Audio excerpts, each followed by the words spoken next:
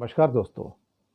दोस्तों, विदेश मंत्रालय ने अमित शाह के ऊपर जो इल्ज़ाम आए हैं कि उन्होंने लोगों को मरवाने की कोशिश की कनाडा के अंदर, जो उनकी सरकार ने कहा, वॉशिंगटन पोस्ट में आया। तो पहली बार विदेश मंत्रालय बाहर निकल के आया और अमित शाह के ऊपर जो ये सारे इल्ज़ामात आए हैं, उसके ऊपर अब ये टिप्पणियां आनी शुरू हो गई हैं यहाँ पर कि भाई अल्टीमेटली हो क्या रहा है। और फिर उसके बाद विदेश मंत्रालय ने कहा कि ये सारे के सारे आरोप निराधार हैं। एक स्टैंडर्ड जैसे एक डायलॉग होता है ना, सब निराधार हैं। हालांकि अमेरिका के विदेश मंत्रालय के प्रवक्ता मैथ्यू मिलर ने इसको बहुत चिंताजनक बताया था और उसने बिल्कुल भी इसको रिजेक्ट नहीं किया। इसका मतलब ये है कि एक बात बिल्कुल सच है यहाँ पर कि अमेरिका अभी भी कनाडा के साथ खड़ा है, भारत के साथ नहीं खड़ा है।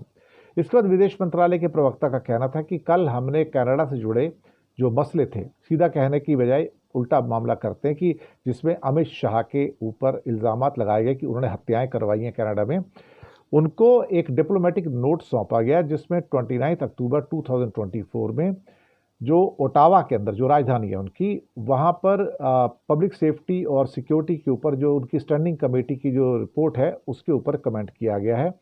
और जो अमित शाह के ऊपर टिप्पणी की गई कि वो उन्होंने हत्या का ऑर्डर दिया है कि ये आप दरअसल निराधार आरोप लगा रहे हैं और आप हमारी छवि को दरअसल हानि करने की कोशिश कर रहे हैं। इसके अलावा वो बात भी निकल कर आई बाहर जिसमें कहा था कि कनाडा भारतीय डिप्लोमेट्स की निगरानी कर रहा है और ऑडियो वीडियो के जरिए वो उनके सारे जो हो सकता है टैप भी कर रहा हो। तो ये मुझे लगता है कि वो जो निगरानी है कि वो तो हो ही रही है, उस पर तो कोई शक वाली बात नहीं है। तो ये सब चीज़ें हो रही हैं जिससे अब लगता है कि सरकार ने फैसला किया है कि कनाडा से कह दिया जाए कि हमें तुम्हारे आरोप निराधार बोलने में कोई भी गुरेज नहीं है और तुम इस किस्म के वाहियात आरोप लगाना बंद करो। लेकिन साथ में जो 19 भारतीय कंपनियों के ऊपर जो बैन आ गया, सैंक्शंस आ गई सारी की सारी अमेरिका की, उसको लेके जो विदेश मंत्रालय है वो बड़ा तिलमिला गया एकदम से। लेकिन उसकी जो तिलमिलाहट है जो कनाडा के खिलाफ होती है वो अलग किस्म से आती है और अमेरिका के खिलाफ भारत घुटनों के ऊपर नजर आता है। और फिर कहता है कि विदेश मंत्रालय ने कैसे तय कर लिया कि भाई भारतीय कंपनियां किसी भी कानून का उल्लंघन नहीं कर रही हैं। और विदेश मंत्रालय ने अमेरिका से कहा है कि भाई आप हमको बताइए कि आपने इनको बैन क्यों किया। अल्टीमेटली यहाँ पर पहली प्रतिक्रिया आई है कि 19 कंपनियां जो बैन की हैं, तो क्यों बैन की हैं। अमेरिका ने बताया कि तुम्हारे कितने कंसाइनमेंट हैं, कौन सी तारीख को भेजे हैं, उस कंसाइनमेंट की कीमत कितनी है, उसके अंदर क्या क्या चीज़ें आपने एक्सपोर्ट की थी। तो वो सारी की सारी चीज़ें पूरे डेटा के साथ अमेरिका ने बता दी, एक एक चीज़ बता दी कि इस कंसाइनमेंट में इतने का माल गया, इस कंसाइनमेंट में इतने का माल गया, इसके अंदर आपने ये इलेक्ट्रॉनिक इक्विपमेंट भेजे, इसमें ये मदर चिप्स भेजे, इसके अंदर आपने ये चीज़ें भेजी जो आपने विदेश से मंगाई थी और आपने रशिया को सप्लाई की। अब इसके ऊपर विदेश मंत्रालय आके अपनी सफाई में क्या कहता है, जिसका कोई मतलब ही नहीं एक्चुअली देखा जाए तो।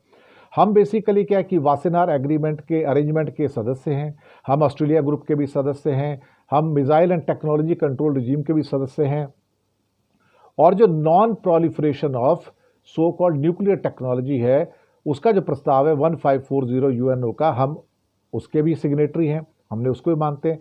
तो हमारी कंपनियां उसका उल्लंघन नहीं करती हैं। क्या विदेश मंत्रालय ने 2 दिन के अंदर चेक भी कर लिया बैन होने के बाद कि आपकी कंपनियां लेन देन करती हैं नहीं करती हैं।